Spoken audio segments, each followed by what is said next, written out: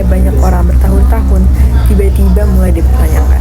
Bukan cuma karena ada pendapat iseng, tapi karena ada data baru yang bertolak belakang.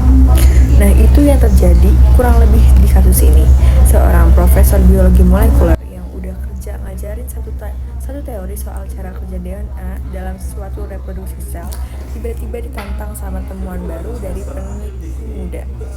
Mereka nemuin bahwa kondisi-kondisi di mana teori itu sebenarnya nggak cocok, dan makin digali ternyata prosesnya lebih kompleks dari yang selama ini dipahami. Nah, di sini menariknya, bukan cuma soal siapa yang benar atau siapa yang salah, tapi gimana pengetahuan itu dibentuk, diuji, dan berkembang. Ini bukan cuma soal teori lawan teori, tapi juga soal gimana kita menilai sesuatu yang selama ini dianggap udah benar, terus dikritik sama data baru. Dan disinilah filsafat ilmu berperan besar.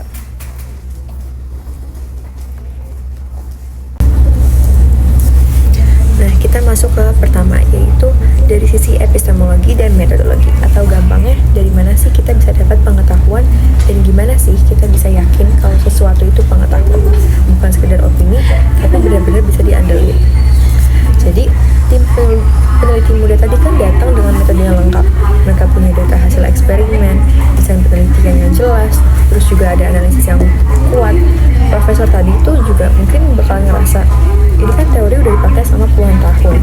Tapi dalam filsafat ilmu, kita diajari bahwa dalam kebenaran ilmu itu cuma sementara, selama belum terbantahkan.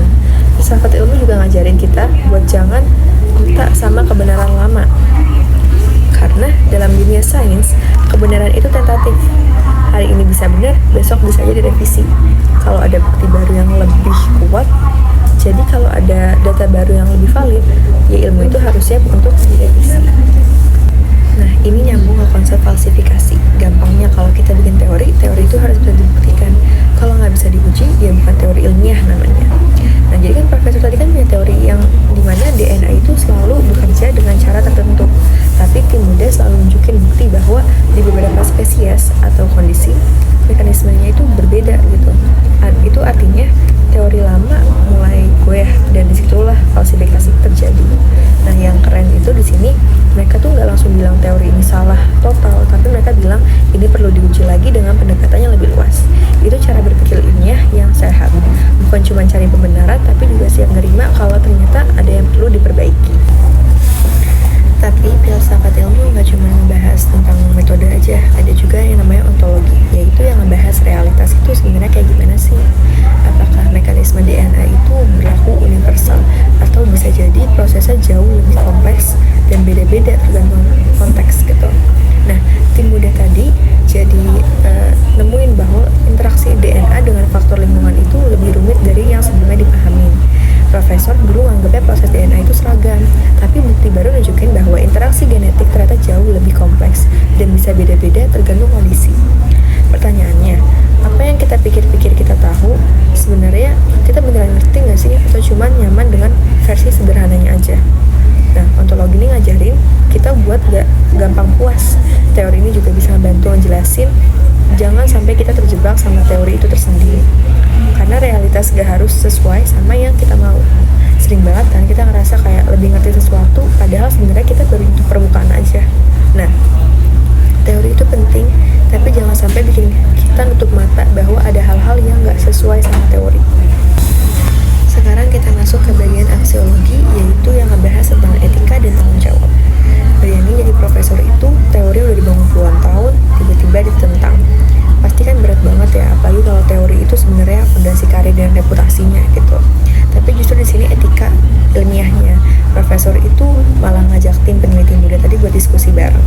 Ini namanya ilmuwan sejati, nggak takut buat buka ruang dialog dan mau ngeliat data dengan jujur. Itu yang jarang kita lihat, kerendahan hati dalam sains. Karena jadi ilmuwan itu bukan cuma soal ngerti banyak hal aja, tapi juga gimana sih cara bersikap pada saat dikritik, gimana cara kita objektif, jujur, dan tanggung jawab sama dampak ilmu yang udah kita buat. Dan jangan lupa teori DNA ini bukan cuma soal ilmu di kampus aja, tapi jadi ilmu dasar terapi gen. Jadi kalau misalnya ada kesalahan, dampaknya bisa ke pasien, ke pengobatan, masa depan, tanggung jawabnya gede banget gitu. Jadi namanya ilmu itu penting banget, apalagi etika dan ketelitian itu jauh lebih penting. Dari cerita ini kita bisa belajar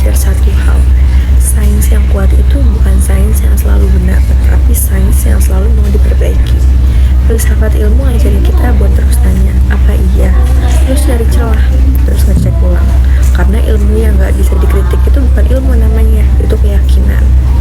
Karena kalau kita berhenti kritis, sains bakal diam di tempat dan gak bakal berkembang. Dan kalau hari ini teori profesor itu bisa dipertanyakan, besok-besok teori yang kita pegang sekarang pun juga bisa berubah. Dan itu bukan kelemahan, itu namanya kekuatan. Karena itulah namanya cara sains bertumbuh. Terima kasih sudah mendengarkan. Saya Devina Zahidarani pamit mengundurkan diri.